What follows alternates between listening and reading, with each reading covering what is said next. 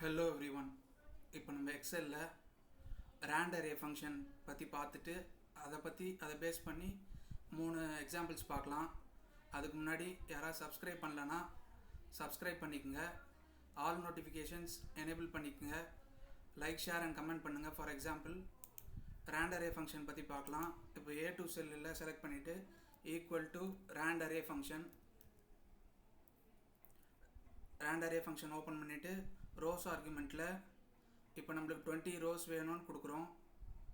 எவ்வளோ வேணால் கொடுக்கலாம். இப்போ நம்ம 20 ரோஸும் கொடுக்குறோம். 5 காலம், மினிமம் 65 கொடுக்குறோம், 90, மேக்ஸிமம் 90, ட்ரூ இன்டீஜர் வேணும்னு கொடுக்குறோம். இப்போ ப்ராக்கெட் க்ளோஸ் பண்ணி இப்போ என்ட்ரு கொடுத்தோம்னா ரேண்டமான நம்பர்ஸ் ஜென்ரேட் ஆகிடுச்சு. ஃபார் எக்ஸாம்பிள் இப்போ F9ன்ற ஷார்ட்கட் கீ ப்ரெஸ் பண்ணிகிட்டே இருந்தோம்னா ரீஃப்ரெஷ் ஆகிட்டே இருக்கும் ரேண்டம் நம்பர்ஸ். இதான் ரேண்ட் அரே ஃபங்க்ஷன். அதை பேஸ் பண்ணி 3 எக்ஸாம்பிள்ஸ் பார்க்கலாம். Random names. இப்போ இந்த ஃபார் எக்ஸாம்பிள் இந்த ரேஞ்சில் 30 நேம்ஸ் இருக்குது. அதுலேருந்து ரேண்டமைஸ்டு 10 நேம்ஸ் கொண்டு வரணும். 0லேருந்து 1 வரைக்கும் ரேண்டமைஸ்டு நம்பர் கொண்டு வர்றதுக்கு ரேண்ட் அரே ஃபங்க்ஷன்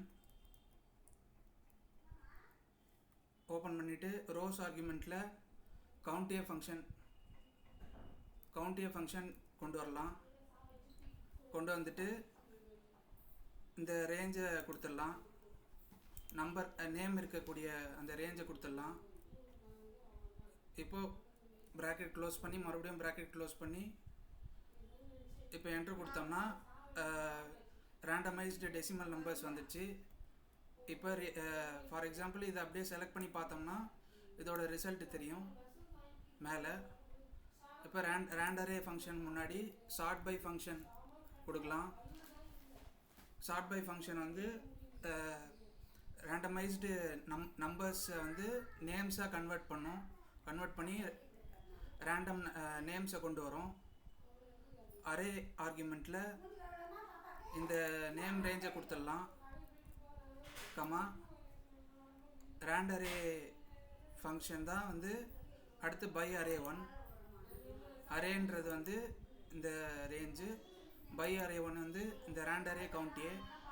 இப்போது ப்ராக்கெட் க்ளோஸ் பண்ணி என்ட்ரு கொடுத்தோம்னா இப்போவே ரீஃப்ரெஷ் ஆகும். F9 கொடுத்தோம்னா இப்போ இதை செலக்ட் பண்ணி பார்த்தோம்னா இதோட ரிசல்ட் தெரியும். Randomised names. இதிலேருந்து நம்மளுக்கு 10 நேம்ஸ் வேணும். டேக் ஃபங்க்ஷன் எடுத்துக்கலாம். அரே ஆர்குமெண்ட்டில் இதான் அரே, அதில் நம்மளுக்கு இந்த ரேஞ்ச் ஆஃப் இந்த அரேயில் நமக்கு 10 நேம்ஸ் தான் வேணும். கொடுத்துட்டு இப்போ ப்ராக்கெட் க்ளோஸ் பண்ணி என்ட்ரு கொடுத்தோம்னா ரேண்டமைஸ்டு 10 நேம்ஸ் க்ரியேட் ஆகிடுச்சு. இப்போ F9 கொடுத்தோம்னா ரீஃப்ரெஷ் ஆகிட்டே இருக்கும். இப்போ ரேண்ட் அரே யூஸ் பண்ணி டெக்ஸ்ட்டு கூட கொண்டு வர முடியும். ஃபஸ்ட்டு டெக்ஸ்ட்டுங்கிறதுனால ஈக்குவல் டு கேரக்டர் ஃபங்க்ஷன். அதில் நம்பர் ஆர்குமெண்ட்டில் ரேண்ட் அரேவை கொண்டு வரலாம். Rent array function. ரோஸ் ஆர்குமெண்ட்டில் இப்போ நம்மளுக்கு 20 ரோஸ் வேணும், 5 காலம்ஸ்,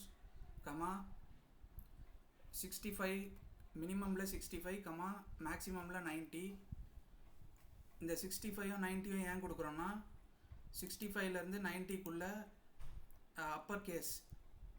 அப்பர் கேஸ் கேரக்டர்ஸ் கொண்டு வரலாம்.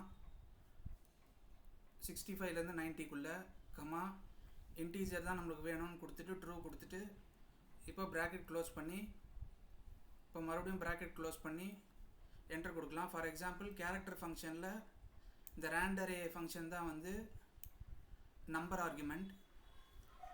கேரக்டர் ஃபங்க்ஷனில் இந்த ரேண்ட் அரே தான் நம்பர் ஆர்குமெண்ட். மேலே பார்த்தீங்கன்னா ரிசல்ட் தெரியும். இப்போ இப்படி என்ட்ரு கொடுத்தோம்னா நம்மளுக்கு அப்பர் கேஸில் லெட்டர்ஸ் அப்பியர் ஆகிடுச்சு. இப்போ இன்னொரு எக்ஸாம்பிள் பார்க்கலாம். ரேண்டமைஸ்டு டேட்ஸ் கொண்டு வர முடியும். Equal to randarray function. அதில் ரோஸ் ஆர்குமெண்ட்டில் 20 ரோஸ்.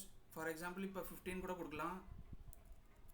15 கமா 5 காலம் வேணும்னு கொடுத்துட்டு கமா மினிமமில் ஸ்டார்ட் டேட்டை கொடுத்துடலாம். கமா மேக்ஸிமமில் எண்டு டேட் கொடுத்துட்டு கமா இன்டீஜர் தான் வேணும்னு கொடுத்துட்டு ட்ரூ கொடுத்துட்டு இப்போ ப்ராக்கெட் க்ளோஸ் பண்ணி என்ட்ரு கொடுத்தோம்னா நமக்கு ரேண்டமைஸ்டு டேட்ஸ் அப்பியர் ஆகிடுச்சு. ஃபார் எக்ஸாம்பிள் இதெல்லாம் வந்து நம்பரில், இந்த ரேஞ்ச் ஆஃப் செல்ஸ்லாம் நம்பரில் இருக்கிறதுக்கான காரணம் இது ஜென்ரல் ஃபார்மேட்டில் இருக்குது. கண்ட்ரோலையே கொடுத்து செலக்ட் பண்ணிவிட்டு இதை ஷார்ட் டேட் ஃபார்மேட்டுக்கு டேட் ஃபார்மேட்டு கொடுத்துடலாம். இப்போ டேட் அப்பியர் ஆகிடுச்சு.